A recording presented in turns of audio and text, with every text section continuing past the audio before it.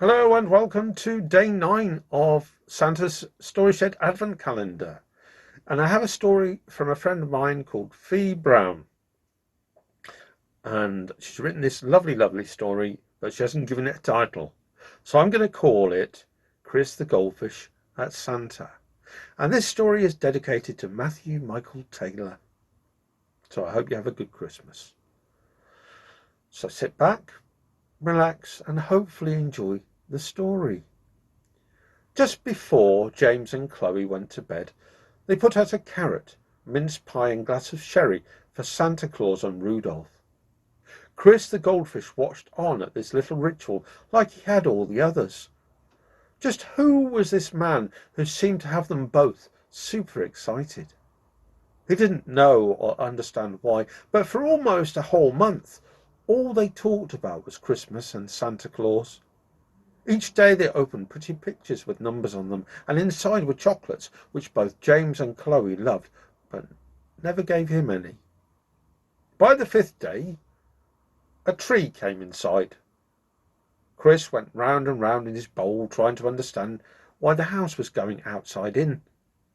The tree was naked, but then they put coloured lights and balls hanging from almost every branch. It made Kris dizzy, trying to count just how many there were.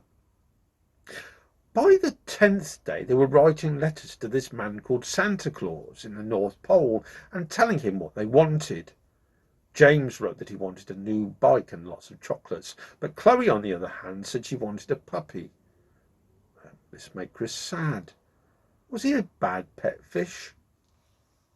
By the 15th day, parcels wrapped in paper went under the tree. No matter how much Kris tried, he couldn't climb out of the bowl to see if anyone had left one for him, as he was far better behaved than James and Chloe. They kept saying they'd been good, but Kris knew that they hadn't.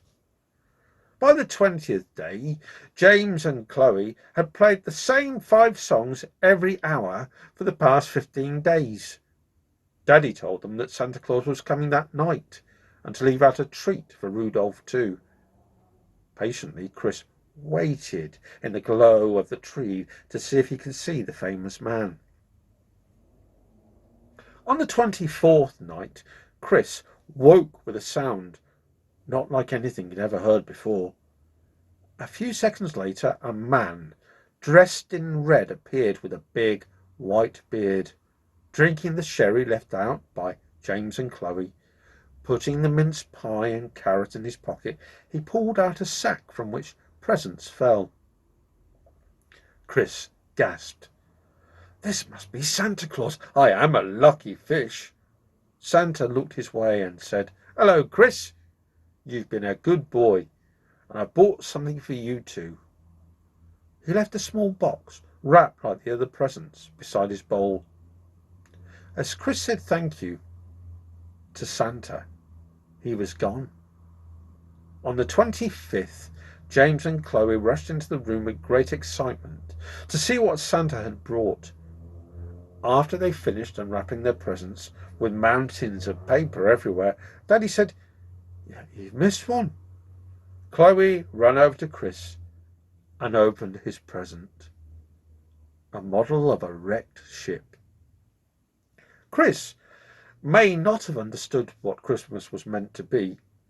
However, as Santa included him, he fell in love with the magic of Christmas, proudly swimming in and out of his new ship. Chloe did not get her puppy, but she and James loved watching Kris even more with his special gift. Oh, there we go. So that's a lovely story that I got from Fee Brown, and maybe, just maybe if we're lucky, she'll write another one. Who knows? Will you write another one, Fee? So, thank you very much for watching. We hope that you've enjoyed this. Tomorrow there'll be another story, hopefully. So don't forget to subscribe to the channel. If you have any stories or poems that you would like to hear, or if you've written something yourself you'd like to send, then write to us at thestoryshedblog@gmail.com. That's thestoryshedblog@gmail.com. And for the time being, take care Bye bye. Bye bye. Bye bye.